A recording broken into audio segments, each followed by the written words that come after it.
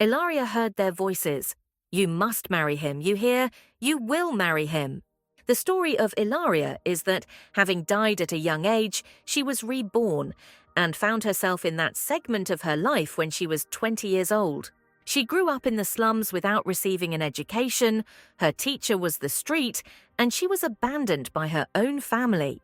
The girl, not yet fully realizing what had happened, entered the toilet and went to the mirror. Seeing her reflection, she realized that she was 20 years old again. She was the eldest daughter in her family. Consciousness began to restore the picture of reality. She had a fight with her father, and now her sister asks her father not to be angry. Her father's beloved little daughter Vanessa says that her sister just woke up.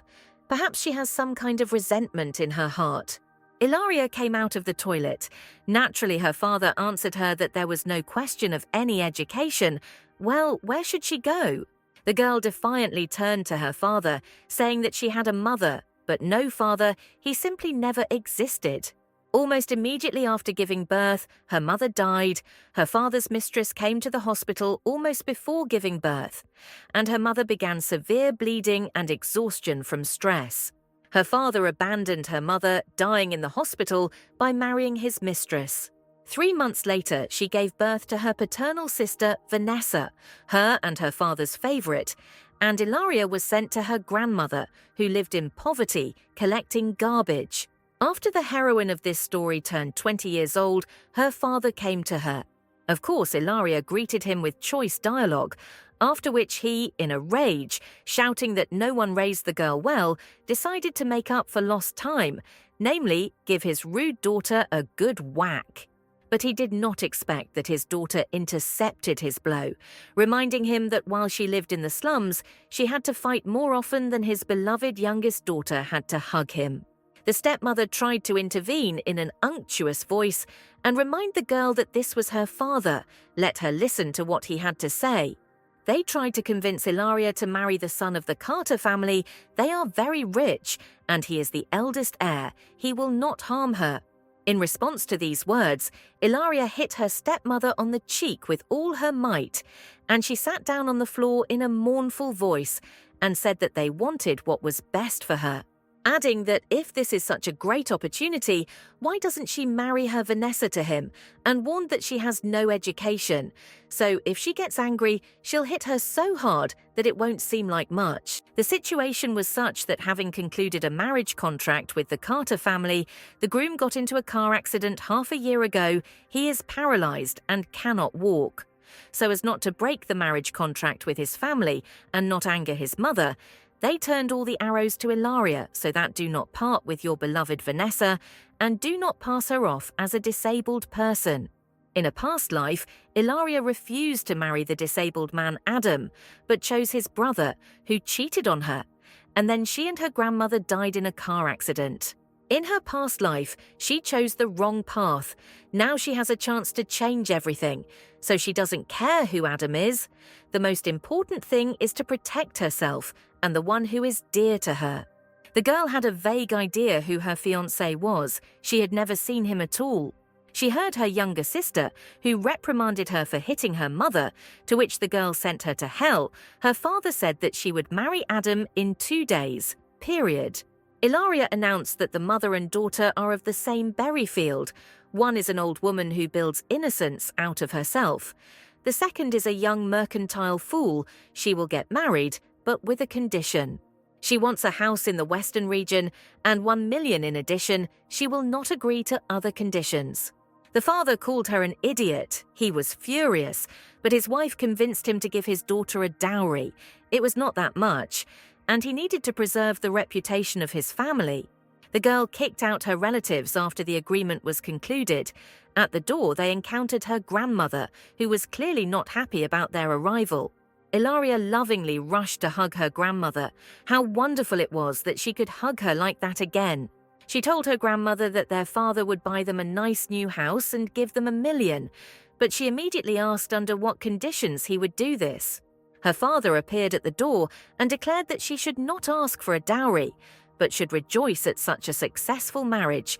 A young, rich and handsome husband, what else is needed for happiness? And then the day came when she came to her husband.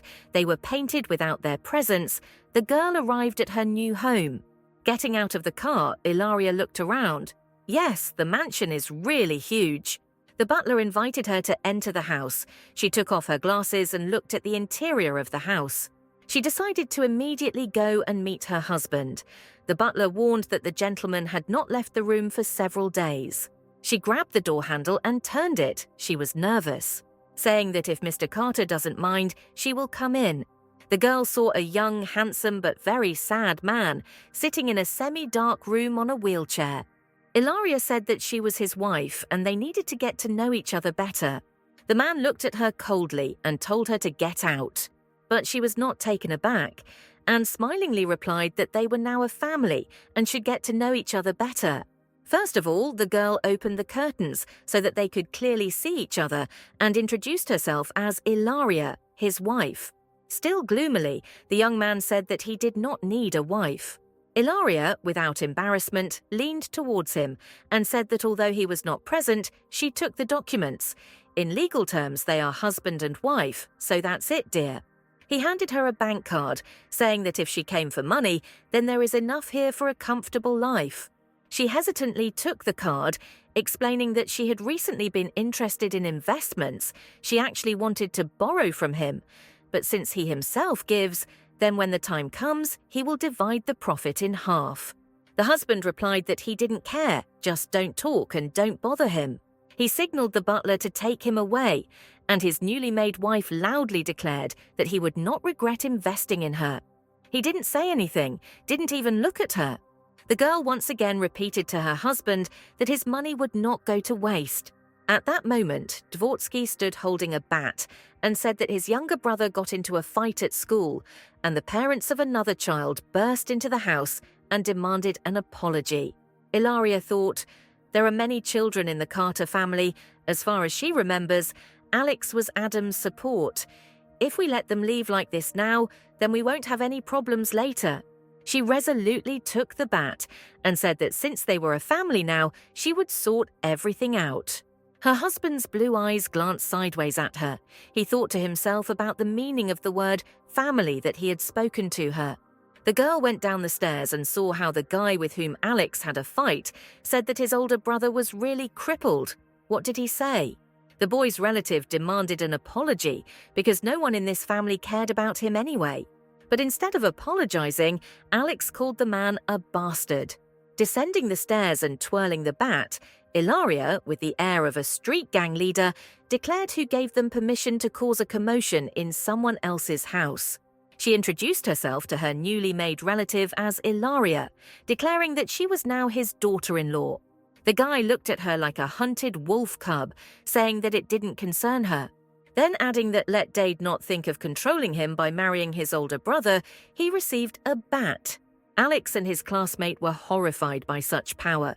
They cowered and looked at it in fear. Adam sat upstairs and wondered what was happening down there, an earthquake or something. A young relative of Alex's classmate told Ilaria in admiration that this was a great way to teach these two a lesson. But also looking at her added that the wife of the Carter family was too disrespectful to his family. The girl, looking at him boldly, noted that the younger generation in these families is too arrogant, so why should she be ashamed of her words? The young man leaned down no less boldly, taking her by the curl, saying that she meant that he entered the house so unceremoniously. But if such a beauty as she declares that it is his fault, then perhaps it is true. Before Ilaria had time to answer, she saw Adam in the carriage with the butler, who ironically said that since the young master was so interested, then why shouldn't he tell his young relative what is right and what is wrong? He was embarrassed and said that he apparently embarrassed the lady. It was time for him, and let them deal with the younger generation themselves. Adam told the butler to get a new bat. His wife needed to let out all her anger. Ilaria thought how funny. He wants justice for her. This man is just a mystery. The man grabbed his younger brother by the collar and said that he had been naughty since childhood. There was no need to punish him harshly. Then Ilaria offered to spank him herself if he was so naughty. The young man hesitated, and our heroine said with a laugh, "So what's the problem?" He tried to quickly leave the house. His younger brother pleadingly asked not to leave him. He grabbed the bat and, running after his brother, ordered him to immediately apologize to his mistress. Satisfied, Ilaria watched this picture and noticed that now they would definitely be able to establish contact with each other. When the punishment was over, the girl invited them to go home, and her new family looked at her, wondering if she really grew up on the street. Then, smiling brightly at Adam, she thanked him for his help. She noticed that the outsiders had left, and his younger marriage had not yet been punished. With the words, "Do as you wish," he left. Alex asked if the strangers had left, so why does she want to punish him? Our heroine replied that she should consider her a mother who will teach a lesson. Having sent the first blow to him, she explained what it was because, as a child of the Carter family, he did not win in a fight and was allowed to enter the house. The second is for the way he calls her, and the third is for his unkempt appearance and wild behavior. No one raised him this way, so Alex was in shock. Ilaria explained to him that brute force cannot be used just like that. He quietly asked if she would beat him anymore. She replied that she had taught her lesson.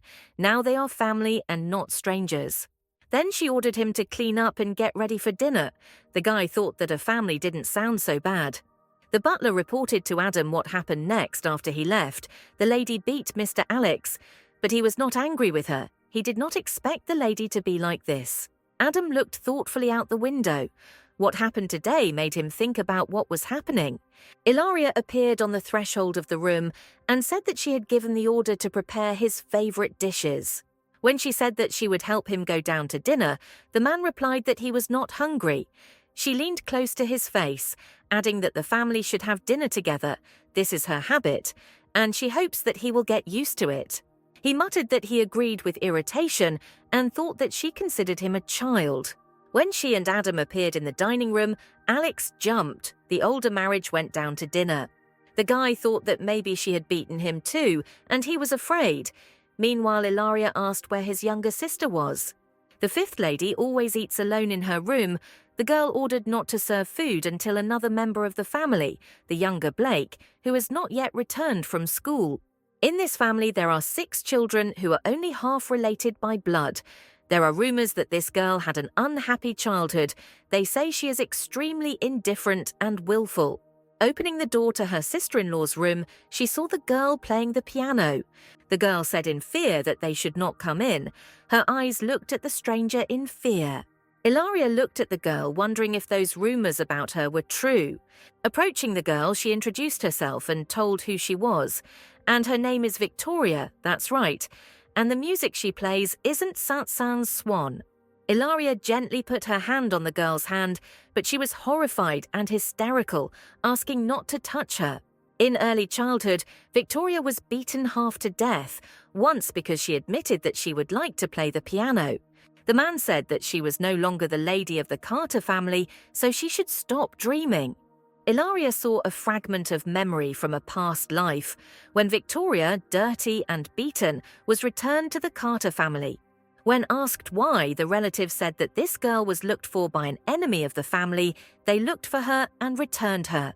No matter how large their family is, the girl's father is dead, and her mother has gone crazy. No one cares about her. It's so terrible what a lady she is of the Carter family. She's just a brat. The girl was bullied for trembling when she played the song Swan. Ilaria remembered how Victoria was insulted that she was unworthy to play such a composition. Tears flowed from the eyes of the young relative from the horrors of her childhood.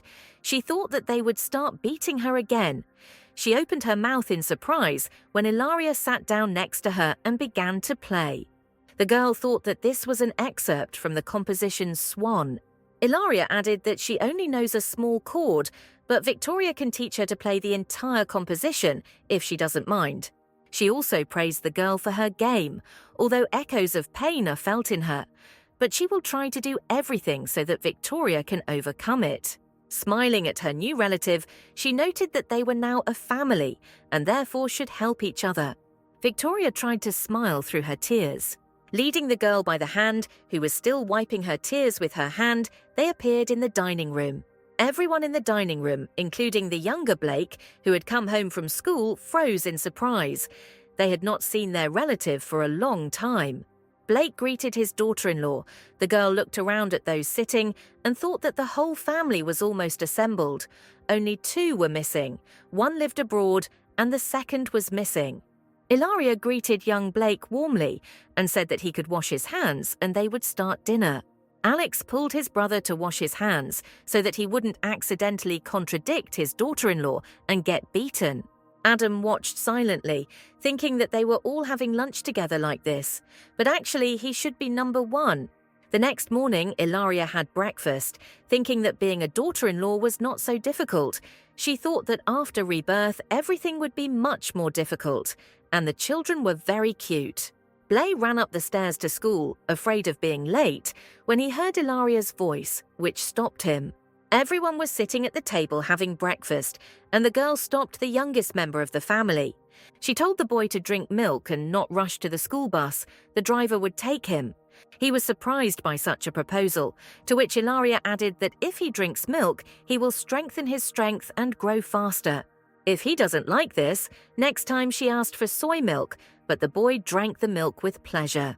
Victoria Ilaria said that the cook would prepare porridge from pork liver to enrich the blood. Alex asked what his daughter-in-law had prepared for him. The girl looked mysteriously with eyeliner. At this time, a video call sounded on his phone, where the girl invited him to go and have a drink. Alex shouted that he would not be able to go anywhere at his school, study and study again. Alex looked at his daughter-in-law in some fear, wondering if she would hit him with a bat again. But the girl replied that there was a special gift for him, but she must prepare to give it before he goes to school. The girl prepared gifts for everyone and also told them not to forget the lunch boxes. The children took the boxes with interest. Alex noted that he himself had a large box. She lowered the box with the gift in front of her husband, noticing that she also bought him a gift. She was interested to see his reaction. He thanked her without changing his facial expression. Adam noted that he now also has a gift. She seems to consider him one of the children. She fed everyone, gave recommendations, and gave gifts. After this, Ilaria went to the Western region to visit her grandmother. She showed her granny the new clothes she bought, saying that her husband gave her a bank card and she could spend the money on whatever she wanted. The grandmother was very glad that her granddaughter was treated well, but she should also be grateful to them. At this time, Katrina, her childhood friend, came and brought fish to cook. While the grandmother was talking with Katrina, Ayawaria looked out the window and saw a familiar face. There were 4 guys standing under the window, one of whom was handing the other a pack of cigarettes, and the one to whom the cigarettes were being handed was Dylan, her old acquaintance. In a past life, when she got married, she lost contact with him. And Katrina, her friend, started working in the entertainment industry, but she got pregnant, then she had a miscarriage and fell off the roof. Dylan was in a gang, was accused of a crime and spent several years in prison. And when he left, it was already too late. Everything around had changed. Ilaria resolutely left the apartment. Appearing next to her childhood friend, she reminded him in the tone of a teacher that she had told him not to smoke. The street punks immediately started teasing her, calling her cute and offering to have fun with them. Ilaria rudely told him that sooner or later she would still get into trouble, so he should stay away from Dylan. He howled, and how dare she talk to him like that? The girl grabbed his hand forcefully, declaring that she hated it when people pointed at her. The next moment she had the bat in her hand, she kicked the leader and he flew to the ground. Scattering the rest, she threw, and that's all they can. One of the gang members croaked what she wants. Ilaria put her index finger to her lips and dialed the police, reporting the attack. When the gang was taken away by the police, the girl began to scold Dylan as a naughty child. She threatened to break his leg if he got involved with bad company again. There is plenty of free time. Let him read books, study, and not hang around. I don't understand where and with whom. When she arrived home, she was surrounded by children asking if she had brought snacks. The girl said that this was not really a snack. She didn't have time to eat properly at her grandmother's house, so she brought what was left. She opened a delicious container with goodies. Everyone wanted to try it. Adam was reading a book. Ilaria asked what about him. If he was hungry, he muttered that he was not hungry. But at this time his stomach began to growl. Ilaria could not help but smile. How funny and stubborn he was, like a child. As she left, she added that apparently he was very hungry, so she would cook something herself. Before she could get up to the room, she heard the doorbell ring, and a bouquet of flowers appeared before her eyes. It was the older brother of the boy with whom Alex had a fight. He knelt down and presented Ilaria with flowers for her help in raising his unlucky brother. She thanked him, but resolutely made it clear that she could not accept the bouquet. But the hero decided not to stop, and declared that as soon as he saw her, he realized that he could not forget her. She was different from 1,000 others, simply perfection itself. Ilaria replied that the roses are beautiful, but the thorns are prickly. And why carry such a large bouquet? They can be seen and the newspapers will write gossip. But he said that he was used to being the center of attention and invited her to have dinner tomorrow if he got into a scandal, then with such a beautiful woman like her. At this time, Adam arrived and, glaring at his boyfriend, added that he was ready to join. Ilaria thought to herself, is he really protecting her? Now it's like a completely different person. He behaved like a man, a husband, and not just an outside observer. Closing the door behind the ladies' man, she shouted that her whole family would come for dinner. His reputation was damaged. Was it possible that the married couple defeated him? Adam looked at her and said that if this happens again, let her tell him. Smiling softly, she said that she would definitely tell. In the evening, she came to his room, thanking him again for his help, and brought him the medications that the assistant said he was taking. Adam, visibly nervous, asked to just leave them. Leaning towards him, she jokingly said that the water temperature was just right. He was not afraid of the taste of medicine. The next second, he doubled over in pain, wheezing. Let him leave the medicine on the table. The assistant shouted that the gentleman drinks this medicine when he feels bad. The girl looked at the bottle of pills and was horrified.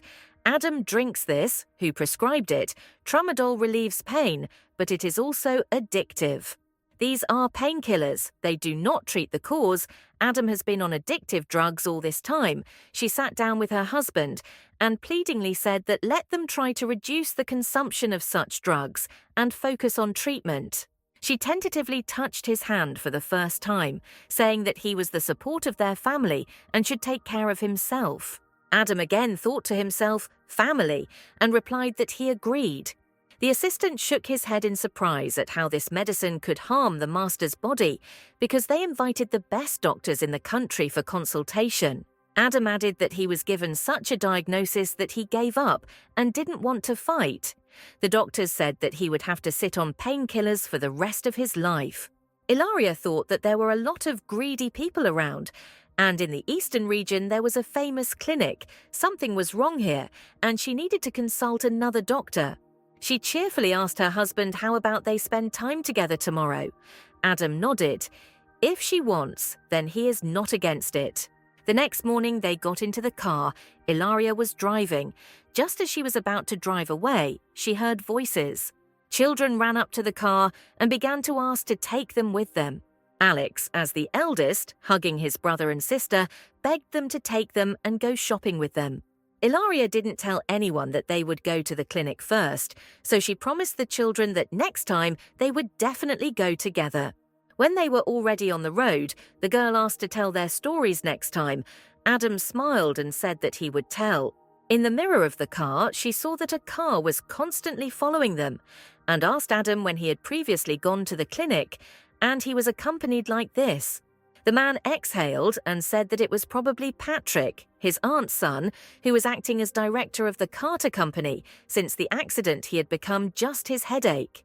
The girl smiled, dashingly turned the steering wheel and thought, it doesn't matter who he is or what family he's from, no one will stop her from taking her boy to the hospital. The girl confidently pressed the gas pedal. Adam wondered without showing what she was going to do. Ilaria, like a real racer, took the lead, starting in the traffic lane and leaving other cars behind. They sat in the doctor's office. The doctor replied that Adam's situation was treatable. After a minor operation, he will need to take medications on time and undergo regular tests. In the future, Adam will be able to walk as usual. The doctor asked why they didn't come earlier because this disease could progress, especially since these tests do not require so much money.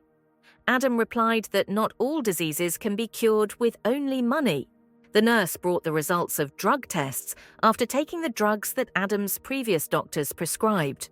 The doctor looked at the results and whistled. These medications can cause irritability, uncontrollable aggression, and pessimistic behavior. Our heroine stood thoughtfully. In families like Adam, there are many unfriendly relatives. In a past life, he died precisely because of depression, probably because of these medications. She even remembered the newspaper headline, "Adam Carter committed suicide. The company was left without a CEO." But in this life, she would not allow this to happen. No one would touch her lion cub. The girl felt tenderness and a desire to protect Adam. She was now like a mother who wants to save her child. Adam took her hand and told her not to worry, he would take care of it. She gently pressed his head to her and said, "Of course, now the main thing is to undergo the course of treatment, and he will be completely healthy." Each of them was in their own thoughts. Adam didn't want her to worry anymore, and Ilaria was thinking about how to get rid of the Chen family. The doctor is already tired of observing their cuteness, thinking why come to the hospital to act like they are on a date, inviting them to come to the counter and pay for the consultation. After the hospital, they arrived at the shopping centre. The girl was choosing ties. Adam liked all the ones she chose. Ilaria brought the tie to him and wanted to match the tone of his eyes, trying different options. He looked at her, thinking that she seemed to be choosing clothes for a child. Once again, she brought up the tie, saying that this one was too light. He grabbed her hand with his and, looking into her eyes, thanked her for her concern. The girl was embarrassed. They are now so close to each other. Adam said that he liked the color and material of the tie she was holding in her hand. The discussion of the tie was interrupted by the voice of a girl who told Adam that they had not seen each other for a long time, brother. He hissed angrily that he did not want strangers to bother them. Ilaria asked in surprise that it was his cousin. It was Adam's cousin Miranda. She grimaced angrily. Why was he ignoring her? Then the girl asked if Adam had gone to the doctor to have his legs examined. Ilaria chuckled. She asked her husband if she was the young lady of the Chen family, he confirmed. Then the girl asked him to wait. She had an idea. Approaching Miranda, she introduced herself as her cousin's wife and said that she didn't know her way around this place very well. Maybe she could help her. Ilaria was the sweetest thing. She smiled innocently. Miranda carefully examined the girl. But this is the brat from the slums. Let's see what we can do with her. They approached the stand with lipsticks, where Miranda praised Barbie-colored lipstick, saying that this is the hottest trend of this season. Ilaria really answered innocently. She assured her sister Ilaria how she could lie to her new relative. Just as she was about to apply makeup on Ilaria's lips, she grabbed her hand. The next second, she pushed her away, and the stand of lipsticks flew apart. The saleswomen gasped in fear. Ilaria added that she also thinks that this is a trendy color. Why shouldn't Sister Miranda wear it first? Holding the frightened Miranda, she held the lipstick with sparkling eyes. She resisted to be let go, but Ilaria outlined her lips with lipstick. Then she casually added that she would not offend her husband's sister, so she would give the lipstick to her. She gave the salesperson a bank card, saying that she would pay for all the damaged lipstick. Left on the floor with smeared lipstick, Miranda watched as Miranda left, hatching a plan for immediate revenge. Patrick, Adam's cousin, was talking to the assistant, discussing how his cousin was out in public for the first time since the accident, buying things. The assistant added that given his young and beautiful wife, this was not surprising. With a flourish, he threw the newspaper on the floor, telling the secretary that he did not pay money to his son, a doctor, so that his cousin and his wife could coo in public. If Adam gets in his way, the secretary's head will be the first to fly off his shoulder. At that moment, Miranda called him, screaming in a screaming voice that this Ilaria was a real bitch. She humiliated her in front of everyone. He replied that the time would come and she would be able to take revenge on her. Miranda grinned. She couldn't wait for this moment. When Adam was just starting to take steps in the business world, he increased the family's assets several times. In high society, they called him Mr. Carter, and no one dared to go against him. But that car accident, when he lost the ability to walk, was in constant depression. So Patrick became acting director in order to pave the way for a bright future. And he could not even admit the thought that his cousin would return to the company.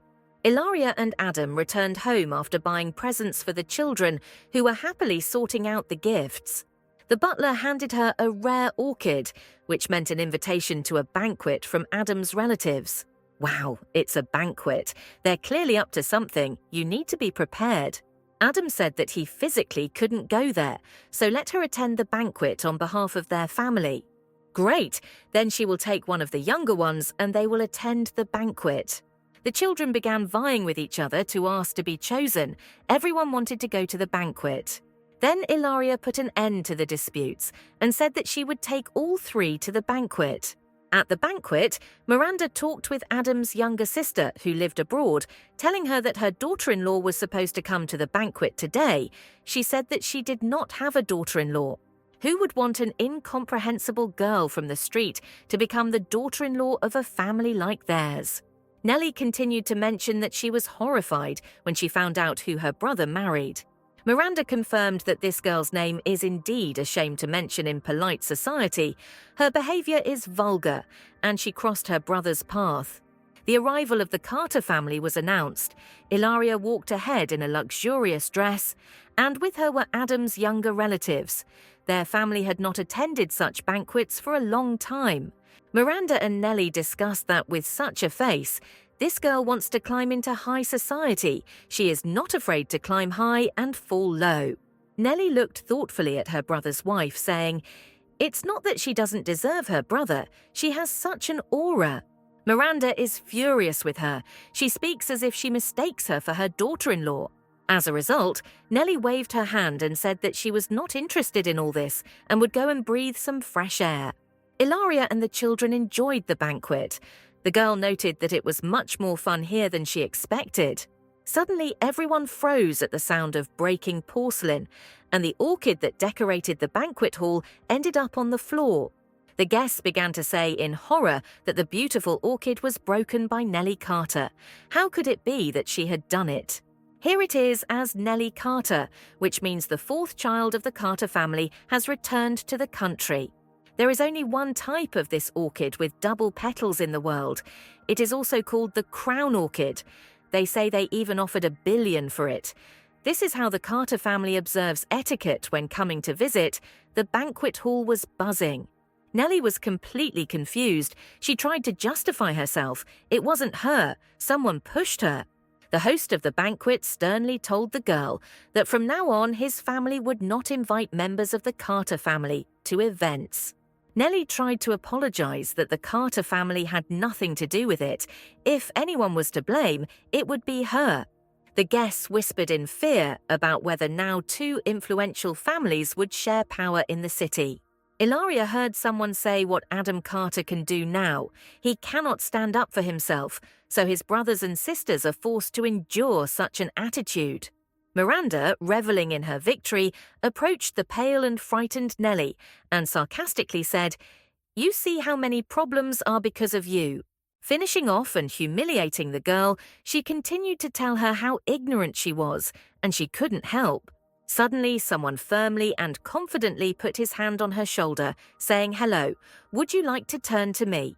Just having time to ask who it was, she was hit in the face so hard that she couldn't stay on her feet. Sitting on the floor and holding her hand to her cheek, red from the blow, she shouted angrily, for which Ilaria hit her. It was all Nellie's fault. Ilaria said loudly, indignantly, "The Carter family and her family used to be so friendly, so why now when your sister is in trouble she is gloating so much?" She demanded an immediate apology to Nellie. But Miranda, grimacing with anger, answered why she should apologize when Ilaria hit her in front of everyone. Rising to her feet, she went to Ilaria, shouting that she would never forgive her. Ilaria said that her husband's family has always treated her family well. Moreover, after the accident, they entrusted her with managing the company. But does the head know how Miranda treats her cousins? And then she dashingly knocked Miranda back onto the floor, declaring that she was an arrogant and brainless fool and should apologize now. Crawling away on all fours in a whisper, still not having recovered from the blow, she whispered an apology to Nellie. Ilaria told her that it was Mrs. Miranda who was whispering so quietly. Apparently she hadn't eaten anything or her throat hurt. Maybe she could call a doctor. Then Miranda loudly asked Nellie to forgive her stupid sister. The head of the banquet, after all this, added that since they had resolved family problems, then let them leave, his house is too small to interfere with the whole Carter family. Ilaria remembered how she was taught in a past life to care for orchids. She tried her best to please her high-ranking family and their relatives. They used her as a working tool and then just got rid of her. But since she's Madame Carter now, she has a chance. Ilaria approached the head and asked as convincingly as possible not to be offended by her family, her youngest, obedient, and well-mannered children. But the gentleman replied that she was possible and could cope with any problem. But the Carter family was responsible for this misunderstanding. Ilaria agreed that her family had made a mistake and should be held accountable for it. She picked up the orchid and said that not long ago she learned how to care for orchids, so she wants to try to revive it. And if it doesn't work, then her family is ready to pay whatever money he wants. The grandson of the gentleman asked his grandfather to give the young lady a chance. In the end, the head agreed and gave 3 months. Ilaria, seeing the young man, recognized him as the same doctor. It turns out he is from this family. The girl also asked to be allowed to check the CCTV cameras. Miranda immediately yelled that if he wants, let him go and look. Ilaria came up to her, took her by the chin and asked why she was so excited. Maybe she pushed Nellie. Miranda stated that Nellie stood very close to the orchid and on tiptoe so that anyone could push her. Nellie indignantly answered Miranda. If someone had stood with her, it would have been impossible to see how she stood. In general, how did she know how she stood? People looked at Miranda condemningly. It was she who shouted that Mrs. Carter was to blame. How could she be so vile and frame her own relative like that? Ilaria and Nellie approached her. Miranda timidly backed away from them so that they would not approach, leaving out the fact that she had already been beaten today. The girls answered, she thought this was the end. No, this is just the beginning. Ilaria suggested that Nellie give this vile boor another slap in the face. Nellie, with the words, she is the 4th Mrs. Carter, slapped her relative in the face with great pleasure. The young doctor, looking with contempt at the humiliated Miranda sitting on the floor, said that no one would invite her to the banquet again. She sat red from humiliation, thinking angrily that her reputation had come to an end. The girls at the banquet surrounded Ilaria, Nellie, and Victoria. Everyone showered compliments on Ilaria. She is so beautiful. And what kind of skin, what kind of cosmetics does she use? Victoria, who was very afraid of the crowd, pressed herself close to Ilaria and whispered that they were surrounded. Then she heard the sound of a piano. Someone was playing. A beautiful melody spread through the living room. The guests turned to the pianist. It was Lady Margaret, famous in the country, who was recruiting students. The 2 angry guests looking at Victoria said with a grin, "Because young Lady Carter is also playing, so why don't she try to play now? Maybe Lady Margaret will choose her." The girl said nothing, lowering her eyes. Nellie threatened them that now her daughter-in-law would get to them. They noticed that they simply suggested that the young miss try her hand, mocking Victoria, who, when she played for the last time, was trembling and crying. Ilaria stood next to Victoria, who was barely holding back tears, saying that she didn't think that Lady Margaret accepted as students those who humiliated others. The woman finished playing and said that Ilaria was right. Everyone today can try their hand, and she will just enjoy the music like an ordinary listener. The woman invited Victoria to try and play. One of the spiteful critics left, let him go. She still doesn't believe that this mediocre girl is capable of anything. Ilaria took the girl by the hand and said that she would take her to the stage. She believed in her. Victoria's face brightened and she smiled and thanked Ilaria. The girl sat down at the piano. All the guests' eyes were turned to her. Ilaria stood nearby. Ilaria, looking into the eyes of her young sister-in-law, told her not to pay attention to anyone. to simply forget that anyone was there, and to completely immerse herself in the music and her emotions. Everything else is not important, and Victoria began to play. She immersed herself in the mood of the melody, forgetting about everything and everyone. People began to say that she was playing well, as expected from the lady of the Carter family. Victory at that moment was more beautiful and sophisticated than ever. She seemed to be in another world, that her fingers were tapping on the piano. She woke up when she finished the game and the guests applauded her. Lady Margaret praised the young pianist, saying that she was the most talented she had ever heard, and of course she wanted to take her on as a student. The celebration continued at home. Alex set off firecrackers in honor of his sister. Ilaria and all the children congratulated Victoria on such success. Nellie came away from this fun and, after congratulations, went to Adam with a guilty look. Adam immediately sternly reprimanded her that she did not distinguish between who was loyal to her and who was a traitor. Nellie understood her guilt, so she listened silently. Ilaria entered the room and playfully told her husband that he should trust her. But of course he couldn't protect Nellie for the rest of his life. In her tone, Adam jokingly answered whether his wife was too protective and protective of them all. The girl gently patted her husband on the cheeks, sweetly saying that he, like everyone else, is her family, and she wants to protect him too. Adam took her hand and called her wife, then, unexpectedly for Ilaria, pulled her towards him. She couldn't resist and fell on him. Adam noticed that she was treating him like a child. Hugging her, he quietly said that he was not only an adult man, but also her husband.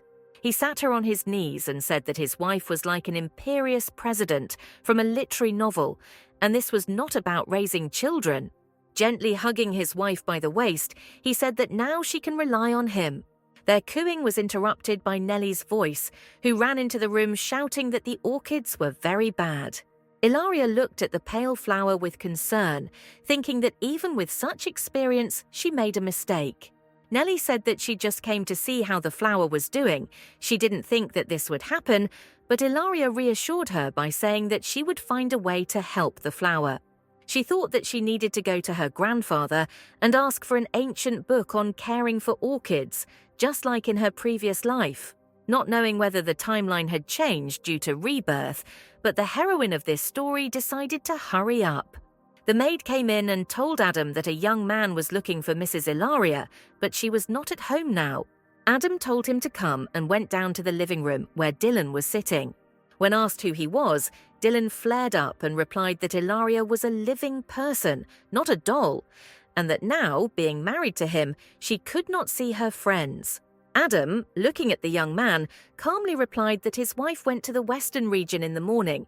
If there is something to say, he can tell him. Dylan jumped up and shouted that now the gang would definitely want to take revenge on her. Adam alarmedly demanded to know what was going on. Dylan told how recently, defending him, Ilaria imprisoned the leader. Now they have a grudge against her. Adam immediately ordered to go and find her. Ilaria was walking down the street when she heard a familiar voice calling her. Dylan was walking and an assistant was carrying Adam in a wheelchair. He was in utter amazement. Dylan began to explain why they were looking for her. He heard from his grandfather that she needed a book on caring for orchids. He went to his grandfather and took this book for her and handed the book to the girl. He missed the details of how hard it was to beg this rare book from his grandfather. Having thanked her friend, Ilaria now understood why her grandfather was so angry when she came to him. He is Dylan's own grandfather. Their conversation was interrupted by the barking of dogs that ran towards them. Dylan, covering Ilaria, stepped out at the street dogs. The girl shouted at him to be careful. Dalan kicked the dogs away. He and Ilaria held hands, which amazed Adam and his assistant. A squabble began between the men. Dylan threw Adam in annoyance. He didn't know that Ilaria was afraid of dogs. He always protected her as a child. Adam, looking seriously at his wife, said that it was all just dogs. But now he is her husband, and she has a family. He will not allow her to go through all this again. Dylan, in turn, said that although he is not as good as Adam's family, as long as he is alive, he will do everything possible to protect his girlfriend. To avoid a bigger scandal, Ilaria stood between them, reminding Dylan that it was time to go to work. He said that since she was fine and he handed over the book, he would go. Ilaria took Adam. He noticed that she had a faithful friend. The girl agreed that Dylan and her childhood friend were like family. She drove him to the place of their childhood games, showing on the wall the marks of her height that they left. Adam noted with irony that his wife, even in childhood, was an authority. The girl was embarrassed, noting that she was winning with arguments. Then she seriously asked Adam to tell him about himself. She wanted to know about his life, he promised. At that moment, two of the gang recognized her and said that she had framed their brother, who was now behind bars, and they would now take revenge on her. Adam worriedly said that he should help her. This area is really dangerous. But Ilaria took out a bat out of nowhere and said that he would only get in the way. She would figure it out. The girl stood up on alert, declaring that she was here with her husband. With all her strength, she brought it down on the big man who approached her. Then she kicked her attacking accomplice, calling both rotten fish and shrimp. Having given in to the big man once again, she brought him down to the ground, groaning in pain. Adam's assistant looked out from behind the wheelchair in horror. Adam, watching the picture where his wife was throwing healthy men around, thought he was in an action movie. When the girl victoriously threw her leg over the defeated enemy, the assistant whispered to Adam that he had better obey his wife in everything. Then she approached her husband, who gently took her hand and said that her talents were amazing. First an orchid, now kung fu. He doesn't even know what else she will surprise him with. At that moment, the phone rang. A call from Blake's school. The teacher said that there were problems in the boy's behavior. We need to pay more attention to his mental state. When the boy arrived home, Ilaria and Adam looked at his picture, which alarmed the teachers. Ilaria thought that this child seemed normal to her, unlike the rest of the family, but she was wrong. He also had an injury. His father was that playboy who was always surrounded by women, which is what he depicted in the picture. Blake is just the aftermath of a passionate night between barely familiar people. If no one pays attention to it, it will become a big problem. Ilaria approached the child and asked to show the rest of the drawings in the studio. When the boy led them, he asked if they would not scold him, but Adam noted that he had not done anything wrong. Blake agreed to show his work. They came to his studio, all the paintings were hung up. Ilaria asked to show the works. She tried not to put pressure on Blake, seeing how hard it was for him. The boy agreed to show one picture and, going up to it, threw off the cloth. In the picture, like in a horror film, an exhausted creature in tattered clothes was sitting in a cage. Blake, with a devilish glint in his eyes, explained that he was an elf, and the people from his world thought that he should not live. Thus he was rejected by the world, and everyone hated him and wanted him dead. Ilaria, moving away from her stupor, approached Blake. He thought that his drawing was ugly, but she said that his idea was unique. But she suggested adding one detail. The boy agreed. She took his hand and began to move it around the picture. The boy sadly asked if she thought this picture looked like a perversion. Ilaria, adding touches, said that each child is unique and she is not going to make him fit the standards, but he is still so young and the paintings should be more saturated with color. She completed the drawing of the beautiful pink flower that the hero of the picture was looking at and explained that one detail can change the whole meaning of the picture. Then she told Blake to look at the world from a different angle. Then he could color this grey world in his eyes. She added that she was here to make his world brighter and richer. Blake thought that when he picked up a brush, his biological mother cursed him again and again. Every time he showed her his paintings, she screamed at him and drove him away, saying that no one would like such works. Now he felt what it meant to be recognized, and Adam noticed that the boy could tell them everything. They were family. The older brother also promised that in the future, he would invite professional artists to help Blake develop his talent. Ilaria, following the instructions from the book, poured water on the orchid. At that moment, Adam called her. She got distracted and asked what he wanted. Adam thanked her for everything she does for his family. He looked at his wife with admiration and respect, realizing how much she had done in such a short time. Ilaria replied with a smile that this was her responsibility. Adam thought, so she only wants to take care of the family, doesn't she need love? Adam silently watched as she delightedly talked about the orchid, following the instructions from the book, and immediately saw the result. Ilaria offered to invite Dylan to their home for dinner. After all, he helped them a lot. He became gloomy and muttered that he would think about it. She looked at her husband and wondered what was wrong with his face, why he suddenly became gloomy. Already at the door, he said that after that car accident his family was silent for a long time. He asked her to start preparing the banquet, to make everything as lively as possible. Ilaria said that she would do everything in the best possible way, and also prepare a list of guests and show it to him. Adam, embarrassed, added that it was not his changeable mood, it was just that his wife was so popular that he was in some kind of despair. Having received the invitation, Miranda screamed and was indignant that she would not go to the banquet with that family. Her brother tried to convince her, but she continued to scream that this rubbish would then feel like a winner. He stopped her hysteria with a sharp movement, declaring that she was obliged to go there and would go.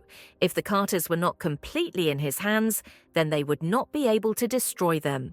If she messes up again, don't blame him for being rude to her. Blake was next to Ilaria at the banquet. He voluntarily agreed to entertain the guests. He needed to learn how to communicate and behave in society.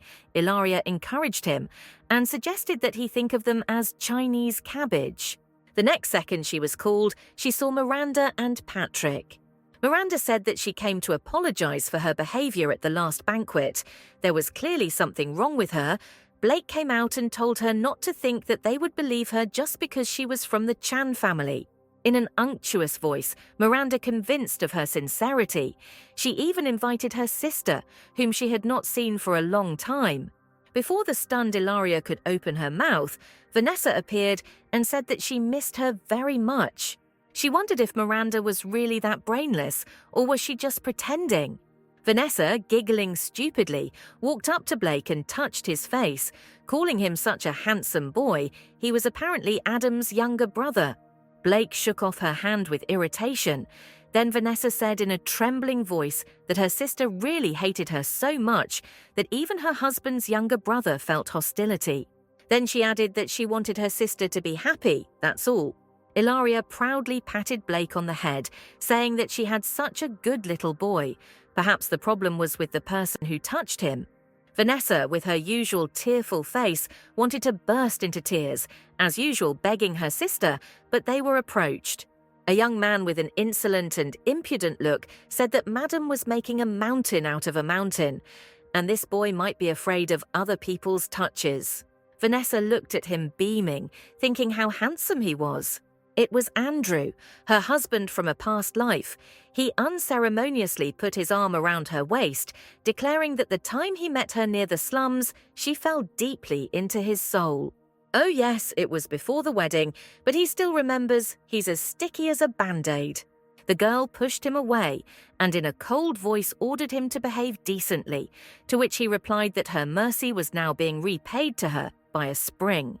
He also continued to approach her and hugged her around the waist again, reminding her that she saved him. She again threw his hand away, reminding him of the distance. He brazenly declared that no woman had ever rejected him like that. She was just cruelly playing with him. Ingrid told him that he was thick-skinned and unscrupulous at the same time. It was clear that this shook his pride. He asked why she also answered him harshly. Then he leaned towards her again, smiling impudently, and stated that in any case he had 4 intact limbs and did not need to be taken care of. He was better than her disabled husband. She quickly removed his hand, declaring that she was not obliged to listen to this, especially from a stranger. The guests began to glance at them, gossiping that Ilaria was flirting with men in front of everyone. It seems this family has fallen low. Someone said that he never thought that an influential president would be cuckolded. Vanessa ran up to them and told her sister to stop flirting with men in public, even if she doesn't love her husband. But how will he then look people in the eyes? Blake called her a stupid woman. How dare she say that about his daughter-in-law? Vanessa stated that he is still a child and does not understand much. She says this for the benefit of her sister. Ilaria approached her and said that she was forgetting one thing, that she herself was the fruit of vice, an illegitimate, shameful child, so how dare she say such things? She opened her eyes and said in horror that this was all nonsense, not true. Looking at her younger sister with contempt, Ilaria added that she could cite facts about the depravity of her birth, but she only muttered that she was trying to help her sister. Why was she behaving so strangely? After pouring champagne on her, Ilaria told her to wash out her vicious mouth. Ilaria contemptuously threatened that if she once again fails to keep her mouth shut, then the ending will be different. The sister and her Andrew left the banquet, and Ilaria, to relieve stress and anger at Vanessa, took the wine glass from the table and drank. The guests gossiped that this Ilaria was a cruel woman. Even her sister ran away from her. They say she grew up in the slums. How could she become a member of such a family? Driving past the guests and hearing the gossip, Adam rode, saying that he was grateful that they were worried about his wife, but he hoped for the wisdom of the guests. Then he added that not long ago he was in a car accident, but miraculously survived, so his family is worth it. He smiled at Dina and asked her that she was thinking the same thing, but the girl looked strangely ahead of herself. She didn't quite understand what was happening. Her head was spinning. The next second, she jumped out of the living room. Someone began to whisper, apparently out of remorse. Miranda thought that she did a good job this time, and her brother would not scold her. He thought, why the hell did she bring this younger sister of Ilaria? Everyone knows that they don't get along well. Alex watched in horror as his brother went to catch up with Ilaria. He was afraid that she, being drunk, would beat him with a bat. When he admitted out loud what he was afraid of, they called him a sick child and advised him to go to a psychiatrist. Adam found Ilaria, who was sitting on the sofa and writing something down. She smiled at him and asked with joy, "He came." Adam sighed with relief that everything was fine with her. He asked what she was writing there. The girl replied that she was thinking about how to properly use his 50 million. At today's banquet, the Sutton family actually trampled on their dignity, apologized superficially, and even dared to make a joke. Miranda is really dangerous, but Patrick is more dangerous, so she wants to use this 50 million to teach him a lesson. He approached and asked how exactly she wanted to spend it. She could tell him everything, and if it wasn't enough, he would give more. Ilaria smiled and asked after the banquet he would visit her grandmother with her. Of course, Adam agreed. They wanted to say something else to each other at the same time, but then the girl replied that she just wanted to thank him. She remembered how in a past life, having married Andrew and entering his family, his suit constantly humiliated her, that it was already a year after the wedding, and she still had not become pregnant. She was simply trampled into the mud, and she was stuck there for a long time, continuing to lie to herself. Suddenly she said out loud that it was good that this time she met him, looking at Adam.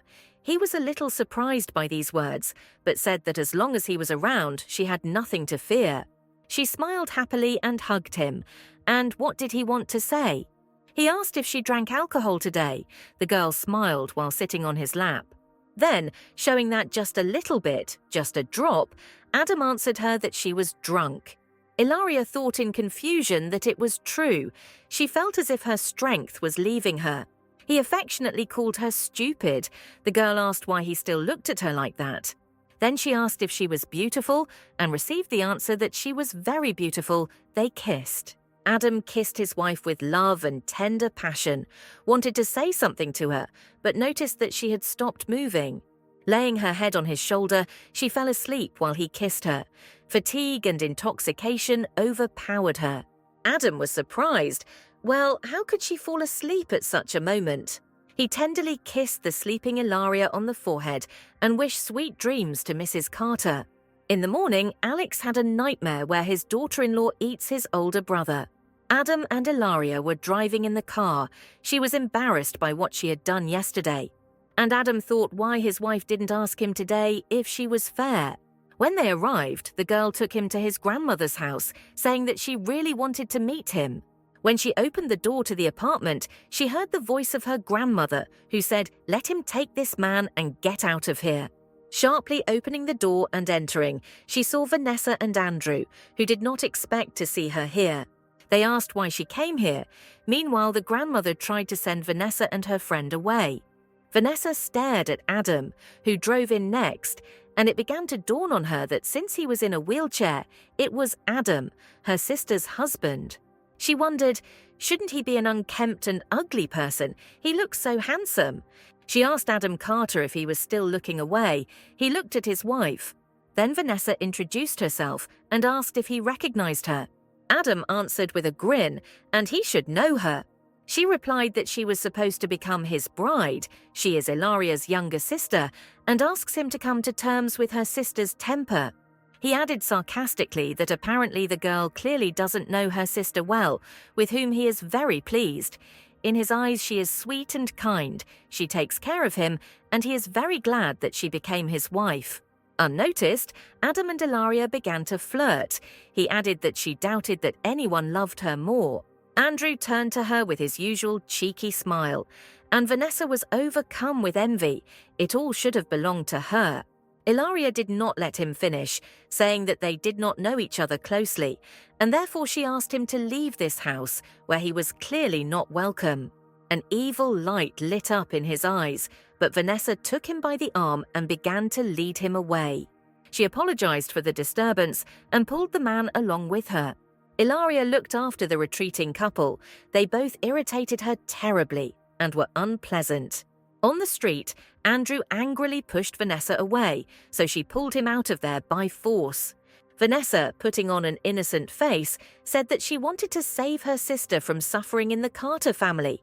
She was unhappy there, but if she married him, she would be happy. Andrew happily agreed. He liked the idea. They shook hands as a sign of cooperation. He noticed that this woman was quite interesting. He clearly underestimated her, and that simple face hides something more. Vanessa was obsessed with the idea of becoming Adam's wife and being in her sister's place. Thus, each of them received his goal. Meanwhile, Ilaria asked what this couple wanted. The granny said that if she marries Adam, she will become a bad person. They also said that Ilaria was allegedly deceived for 50 million. The granny expressed concern for her granddaughter. There is clearly a danger here. The girl said that she and Adam specifically threw bait for one person. And her husband gave her the money, by the way. That's her Adam. The young man introduced himself to the woman, and she immediately liked him. Granny began to pat him on the cheek, saying that he was a good boy, and asked if Ilaria had offended him. And when they were planning children, she would help with their upbringing. When Maria laughingly teased her husband that he was clearly stunned, Adam agreed. He has a wife with such a cool disposition, and now a grandmother with such a character. Ilaria thought that they published the news about 50 million only yesterday, but how quickly it spread. Two people already took the bait and wanted to turn it to their advantage. When they entered the house, Adam's aunt Nora was waiting for them, who was drinking tea while waiting for them. Great, Ilaria rejoiced. Here's another one who fell for the news and wants to profit from it. The aunt, examining her nephew's wife, wanted to talk about the investment company that she had bought. The girl replied that her assistant recommended this company to her, and she herself was not very good at it. Nora rated her as a stupid person who was easy to deceive, and praised her out loud for her initiative. Her aunt would fully support her. She stated that she herself is involved in investing. Her biggest income was when she received 10 times more from the initial investment. Ilaria, following the script, looked interested and asked what her aunt was investing in. She began to talk about a company with a good future. Nora shared that she was going to invest soon, and Ilaria, batting her eyes, asked to take her with her. Otherwise, she doesn't understand anything about this yet. Adam's aunt thought that this was a money laundering company. She might see the wrong thing. Although this girl didn't even graduate from university, her subordinates would fool this fool around their finger. Tomorrow she promised to take her new relative to this company, but let her not tell anyone. Money cannot be displayed in public. Left with Adam, she clarified that this was a foreign trade company given to her aunt when his old master was alive. These words pleasantly surprised Adam. Ilaria said that she read in one of the documents, Old Mr. Carter wanted to keep her away from the conglomerate. This Patrick is very ambitious, and his aunt is his leading pawn. Adam said sadly that he had clearly underestimated his cousin. As it turns out, there are a lot of greedy people around, even among relatives. Ilaria grinned, remembering his impatient aunt. The man warned her that tomorrow she must take an assistant when she goes to the company and be careful. Employees removed unnecessary papers that might seem suspicious to Ilaria. They discussed whether to move all the things. One noticed that even though the girl was smart, she was only a college graduate, there was no point in showing her something that she wouldn't understand and might be scared of. Ilaria came to the company, and this is the same organization. She came in with an assistant with whom they could talk, while she herself looked around. Pretending to look as carefree as possible, our heroine innocently examined everything. The employees immediately began to whisper that the girl was very beautiful, but stupid. This was immediately obvious. In turn, Ilaria looked at the employees who were waiting for her, thinking that they were all muscles and no brains. In the office, she sat down at the table and thought, this is what it's like to be a boss. Suddenly, her eyes fell on the computer monitor. She clicked on the folder and a spreadsheet opened. It was incredible. They didn't even hide it, but now they can be handcuffed. The aunt arrived, and the assistant was talking with the employees of her company. When one of them entered the office, he broke out in a cold sweat. Ilaria thoughtfully clicked something on the computer. Had she really found their fake documents? But when she got up and left the table, their mouths opened, so she played sapper. Then the assistant began to report information to her, but Ilaria deliberately said loudly that she didn't understand anything. She just needed to know whether to invest or not. Hearing this, Aunt Nora came up and chirped with a tense smile that they were a family. Would she lie to her? There was not much time, and this was a very profitable investment. Ilaria smiled back at Auntie Scala, let her wait for good news. Leaving home, Ilaria praised her assistant for her excellent acting skills. At home, the girl played in front of Adam with a flash drive, on which she downloaded all the documents. Everything was very simple. Suddenly, Alex screamed. Someone started rumors about Ilaria on the internet. Photo in the feed where she is with Andrew, who pestered her. Look how one of the Carters is having fun, seducing several handsome men at once. Footage of Dylan in the Western District has also surfaced, along with disorderly behavior. Here's a shot of a street fight and a bunch of negative comments like, how can a street girl end up in the Carter family, thanks to her body? This woman has no talents or social skills. Look at how she treats guests. Alex tore and screamed, offering to find him and beat him up or hire a lawyer and sue him. Adam called on his younger brother to calm down. Public opinion. This is not a game, but a war without gunpowder. Ilaria also thanked the young man for his concern, assuring that everything would be fine with her. They heard the door open in the hotel. She came down and saw her father and, as usual, Vanessa hugging him, who was yelling that she had disgraced their family, calling her a slut and an adulteress. But when he mentioned her grandmother, who raised the girl, she ordered her to shut her mouth, or she was not responsible for herself. The father's face distorted with rage, and his words that she is a shame. How dare she beat her sister, who is trying to set her on the right path? Ilaria threw a glass of water in his face. The man froze in surprise, but his eyes still exuded rage. Ilaria told him that it was all his family's fault, and that he was a sick psychopath. Father was ready to fight, but Vanessa whispered to him that Mr. Carter was here. Seeing Adam, Mr. Ruin began to apologize for his disgraceful and scandalous daughter, and promised that his family would punish Ilaria for this. It was his fault that he raised his daughter so poorly. Adam agreed that the Ruin family neglected their eldest daughter, and fortunately, his wife did not take part in raising Ilaria, thanks to which she grew up the way she is. Vanessa stammered that Dad was just very angry. Adam continued to say that since they were all not interested in the life of his wife for 20 years, there is no need to appear here again. If they throw something out, they will be very sorry, and Ilaria is now his wife, and no one dares to criticize her.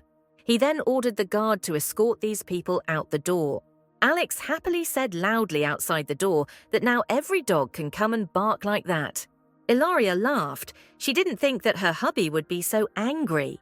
Adam replied that he would not allow his wife to suffer, but for now let him rest with Alex, and he would take care of everything. Alex ran up the stairs, saying that he couldn't stand these wussy-pussy Ilaria turning into a teacher, strictly shouted after him not to run like that, otherwise he would break his legs, and she would go up to check his homework. Adam thought about his relatives. Can they really not get enough of money and shares? They are becoming more and more rude. They called him. At the other end of the phone, they said that their specialist had arrived in the country so he could prepare for the next steps. Great, now we can finally start. The law firm of Ilaria Ruan's client will investigate and find the gossip monger, and old photos have begun to be deleted and new ones have appeared, showing that Lady Ilaria has become a victim of ill wishers. Mr. Dillon is not Madame's lover, he is her friend. Along with them on that street was her husband Adam Carter and a photo from the Western District. And under the photo of Ilaria and Andrew, there is a signature.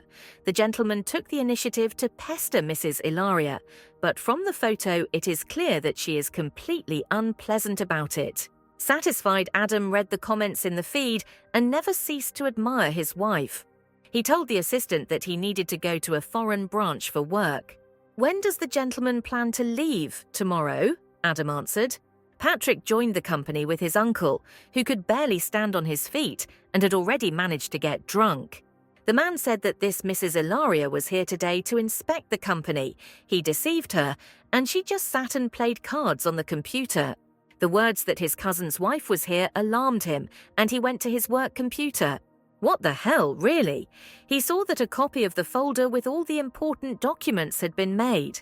He yelled why the hell she wasn't being followed. She copied all the company's confidential documents. The uncle instantly sobered up, but she was playing cards, to which Patrick shouted that they really believed that Adam's wife could be such a fool. The man trembled in horror and asked his nephew what to do. Baring his teeth predatorily, he said that a dead man cannot speak. Ilaria was reported that her cousin's family was using a nightclub to launder money. Then Ilaria ordered to contact the police and convey this information incognito. Ilaria wanted to call Adam. I think he said that he would go on a business trip. At that moment, turning between the buildings, she saw two smiling men. Well, it's time to teach them a lesson. They apparently can't wait to get it. Walking past them and squinting, she prepared to deflect the blow. But at that same second, she saw a rag near her face with a pungent smell. Before they could do anything, they covered her nose with a rag and she lost consciousness. The girl woke up lying tied up on the sofa where she was. Then, looking around, she realized that this was apparently the same nightclub that was used for money laundering. She needs to buy time for the headache to go away, and her hands are tied behind her. She kicked the bottle off the table with a sharp blow. The bottle with the grotto began to shatter, and one of the gang entered the room. Ilaria ordered to invite the boss. The man looking at her was surprised that the girl did not have a drop of fear. Others from this gang entered. It was necessary to report to the boss that she had woken up. At the same time, a beautiful girl who was an escort here entered the room. She wanted to look at the new girl. The girl admired Ilaria's beauty and said that it was not surprising that the boss brought her. She could talk to the new girl to teach her how to behave. He chuckled, but the girl approached Ilaria and smilingly said that if she was obedient, the boss would not offend her. Then she bent down and said seriously, all the girls who end up here cry about their lives, but this is their fate. They just need to accept it will be easier to live. Ilaria answered her that she would never resign herself to such a fate. If she had reconciled herself, she would have already died. These words struck the escort. She hugged Ilaria and said that then she would only have to suffer. Approaching her from behind, she cut the ropes on her arms. Then the guard ordered to stop messing with the new girl and go meet the client. Ilaria was amazed. This girl was now risking her life to help her. She shouted her name. The girl stopped at the door, smiled and called herself Begonia, who in turn thought that someone like Ilaria did not belong here. Half an hour later, the boss entered the room smiling contentedly. When asked why she was brought here, he replied that he gave his word to the lady, but she not only touched his subordinates, but also stole something important from his friend, so he had no choice. Then he added that he was just playing a little trick, and now she would entertain his brothers. Yeah, now the girl quickly took a bottle from the table. Holding it out in front of her, she prepared to strike. There were 3 of them, and she was alone. The first one rushed to her with the words that she would die today and got hit on the head. The rest stood in confused anger. No one expected the girl to untie her hands. Looking into their eyes, Ilaria was ready to kill all 3, saying that all 3 would die today. The second one flew up to her with a metal pipe, and the girl deftly hit him between the legs. Then she was hit on the back and knocked to the floor. One of the criminals shouted that the police were here. The boss and the others ran and said to get rid of the girl. Ilaria took the metal pipe and shouted to the boss to stand. But the 2 remaining members of the gang advised her to save herself. At this time, Alex flew in with a club and shouting how dare he offend his daughter-in-law. But the bandit punched the guy to the floor. Alex sat wiping his wound, thinking that now they would laugh at him all year. Approaching Ilaria, the bandit looked contemptuously at Alex, calling him an unfinished hero. Afterwards, Ilaria hit him with a pipe, saying that no one dares to touch her youngest.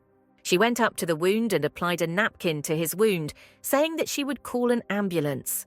Alex said that everything was fine with him, let her catch up with those men, and he would call his brother, and he would come here with his people. Ilaria nodded at him, thinking that the children in the Carter family were much more intelligent than their peers. She left the building and found the hiding leader, asking where he was in such a hurry. He hissed, creaking with anger, that he had offended her today, but now she is free. They are even. Be sure to beat them. Ilaria said that because of him, so many families were destroyed. Many girls found themselves in the very abyss. And besides, his people injured his youngest. After she said that he would pay for his actions, the boss took out a red earring and showed it to her, giggling disgustingly. Ilaria immediately recognized Begonia's earring. Anger, rage, and horror for the unfortunate girl gripped Ilaria. She screamed what they had done to Begonia. Having stabbed Ilaria with a knife in the shoulder, one of the bandits said that they had taught her a lesson. And if she weren't Adam Carter's wife, she would have become his personal escort. He approached to kill her, but at the last moment Ilaria managed to dodge.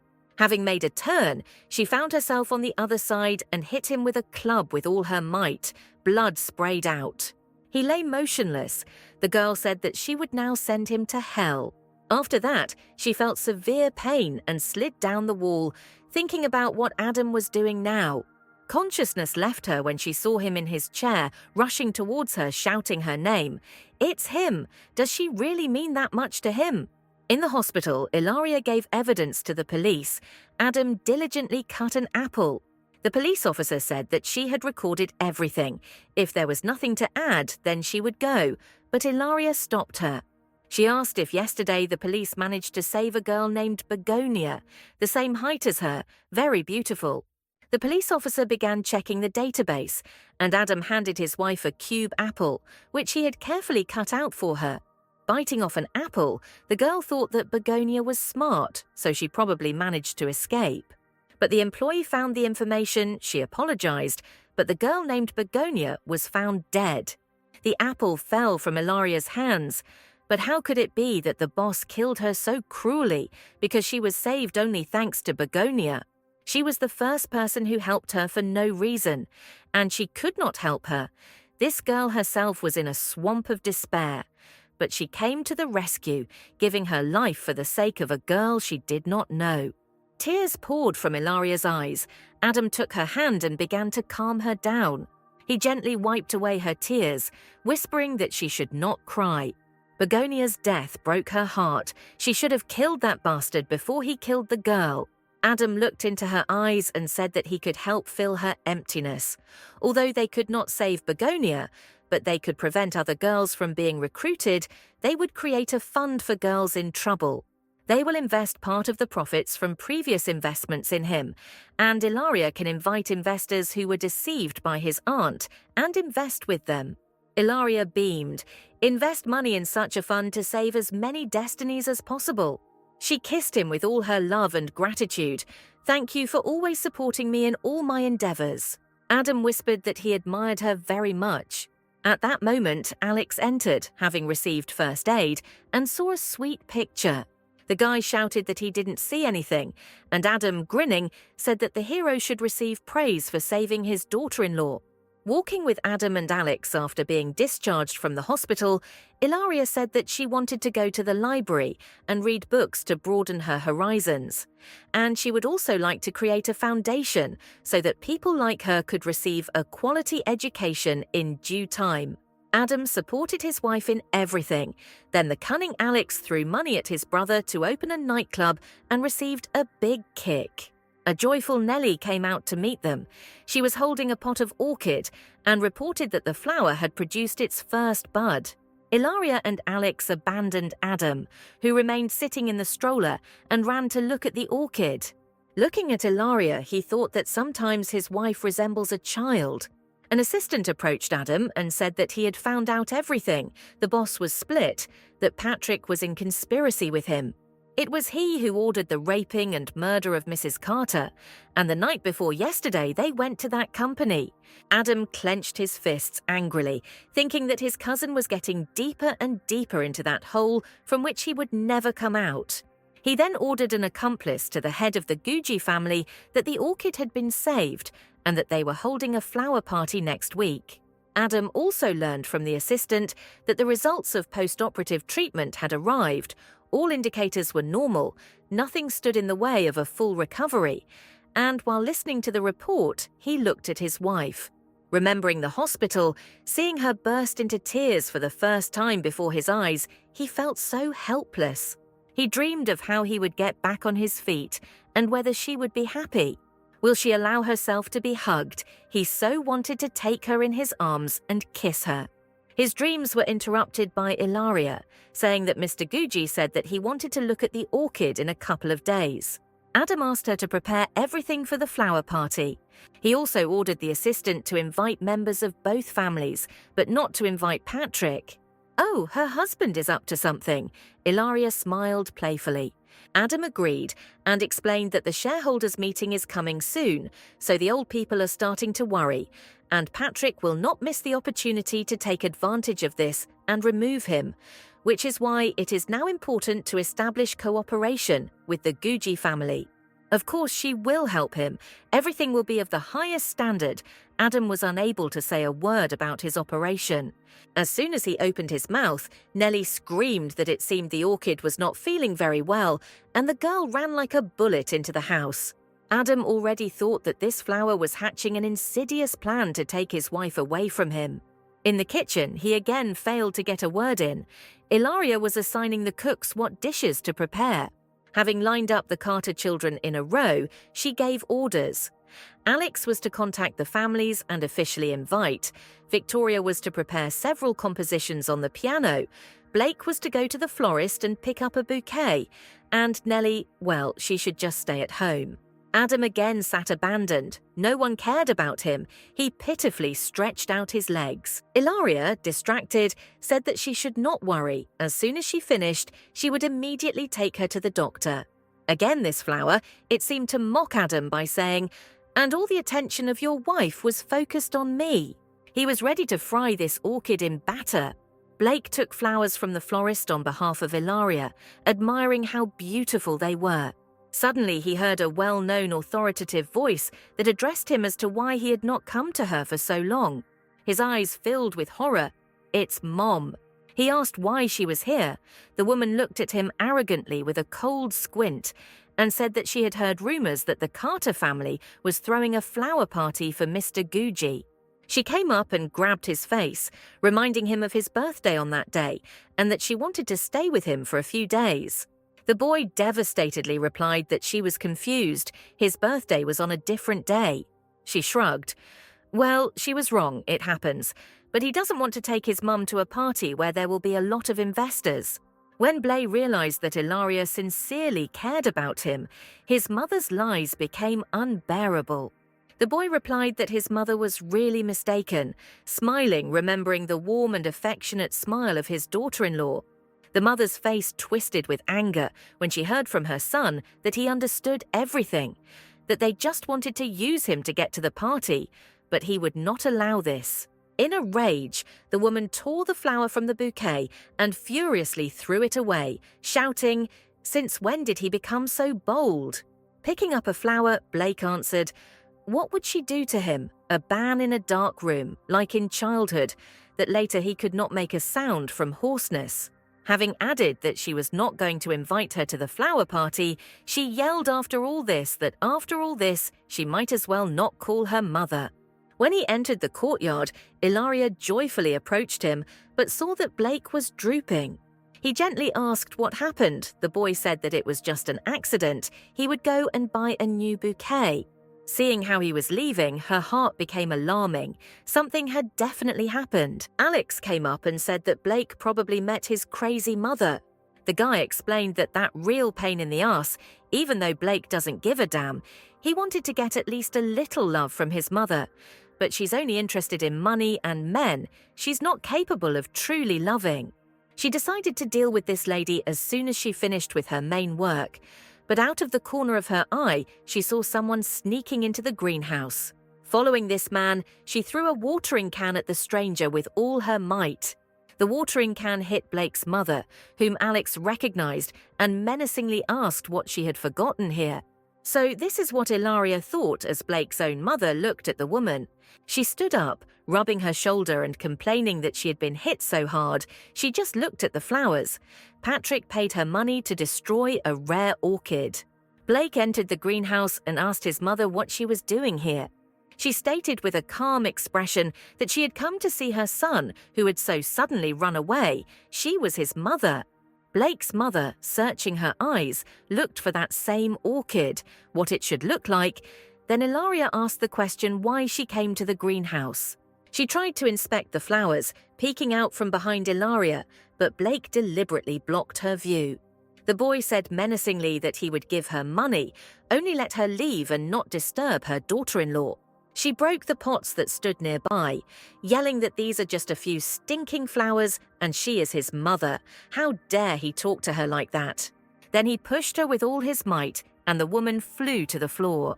Contorted with anger, she screamed that she had only broken a couple of pots and he pushed his own mother.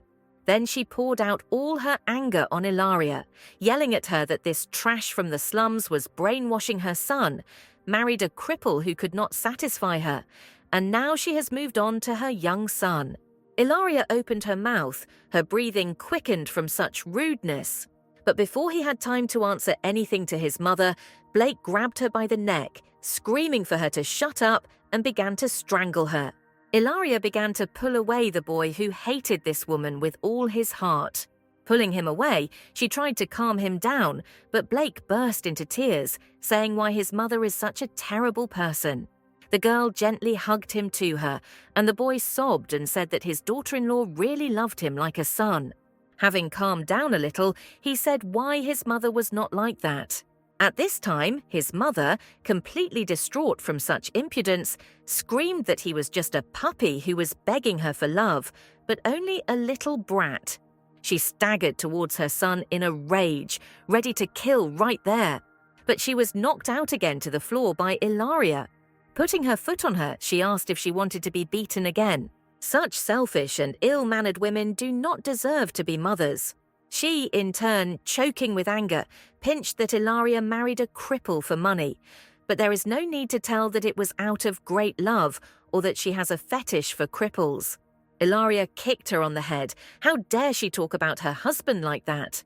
At that moment, Adam entered the greenhouse on his feet, declaring who this mad dog was that dared to attack his wife. Crossing her eyes and not believing what was happening, she screamed how he could stand.